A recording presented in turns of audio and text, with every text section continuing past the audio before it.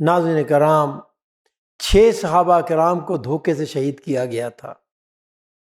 ان کی شہادت کا یہ واقعہ جنگ احد کے بعد ماہ صفر میں پیش آیا۔ عدل اور قارہ قبائل بنو لحیان اور بنو خزیمہ سے تعلق رکھتے تھے۔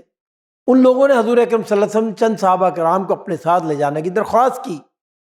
ان کا کہنا تھا کہ یہ افراد ہمارے قبائل میں جو مسلمان ہو چکے ہیں لوگ، یہ ان کے لیے اسلامی تعلیم کا اہتمام کریں۔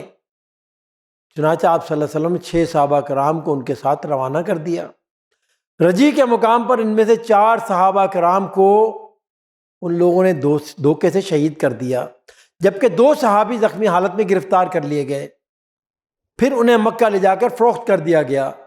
صحابہ کرام کی شہادت سے نبی اکرم صلی اللہ علیہ وسلم اور مدینہ میں موجود تمام اہل ایمان کو شدید صدمہ پہنچا تھا۔ جنگ خندق کے بعد نبی اکرم صلی اللہ علیہ وسلم نے یہودیوں سے مدینہ کو پاک کرنے کے لیے بنو قریظہ سے جنگ لڑی۔ اس جنگ سے فارغ ہوتے ہی آپ صلی اللہ علیہ وسلم نے غدر کرنے والوں کو سزا دینے کا فیصلہ کیا۔ چنانچہ آپ صلی اللہ علیہ وسلم نے 200 منتخب جانشانوں کو لے کر اس غزوہ کے لیے مدینہ سے شمال کی طرف پیش قدمی کی۔ حالانکہ ان قبائل کا علاقہ مدینہ سے جنوب کی طرف واقع تھا۔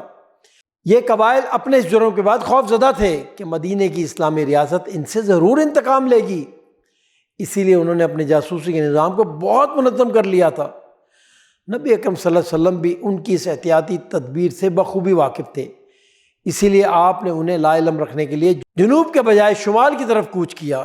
عام لوگوں کا خیال تھا کہ آپ صلی اللہ علیہ وسلم شام کی طرف کسی مہم پر روانہ ہو رہے ہیں۔ غدار قبائل کا علاقہ مدینہ سے جنوب کی طرف تقریباً 200 میل کے فاصلے پر تھا۔ 20-25 میل شمال کی طرف جانے کے بعد آپ صلی اللہ علیہ وسلم اپنے لشکر کو مغرب کی طرف چلایا اور کچھ فاصلہ طے کرنے کے بعد جنوب کی طرف پیش قدمی کا حکم دیا۔ اس تدبیر کے باوجود عذر اور لحیان کو اطلاعیں مل گئیں کہ مدینہ سے ایک لشکر حضور صلی اللہ علیہ وسلم کی قیادت میں نکلا ہے، تو انہیں خطرہ محسوس ہوا کہ ہو نہ ہو یہ لشکر ان کے جرم کی سزا دینے کے لیے ہی نکلا ہے۔ وادی عصفان کے گرد و نواح کے پہاڑی علاقوں میں یہ لوگ اپنے اہل و عیال اور مال و مویشی لے کر روپوش ہو گئے۔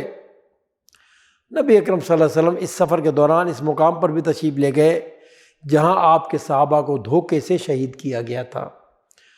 آپ صلی اللہ علیہ وسلم پر رکت طاری ہو گئی اور آپ نے اپنے صحابہ کے لیے رحمت و مغفرت کی دعا کی۔ آپ صلی اللہ علیہ وسلم کے وہ سب صحابہ کرام اس واقعے میں شہید ہوئے تھے، بہت قیمتی ہیرے تھے۔ آپ صلی اللہ علیہ وسلم کو ان سے بہت محبت تھی۔ آپ نے ان کے درجات کی بلندی کے لیے اللہ تعالیٰ سے خاص دعا فرمائی۔ دشمن قبائل نبی اکرم صلی اللہ علیہ وسلم کے آمد سے قبل ہی منتشر ہو گئے۔ آپ صلی اللہ علیہ وسلم 2 دن ان کے علاقے میں ٹھہرے رہے اور پھر واپسی کا فیصلہ فرمایا۔ اس مہم کے دوران آپ صلی اللہ علیہ وسلم نے حضرت ابوبکر صدیق کی قیادت میں 10 شہ سواروں کا ایک دستہ قرا الغمیم کی طرف روانہ فرمایا۔ یہ مقام مکہ مکرمہ سے قریب ہے۔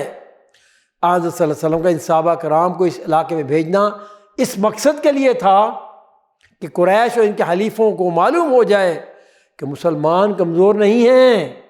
بعض روایات میں آتا ہے قریش کو اس نقل و حرکت کی اطلاع ملی تو وہ فکر مند اور خوفزدہ ہو گئے۔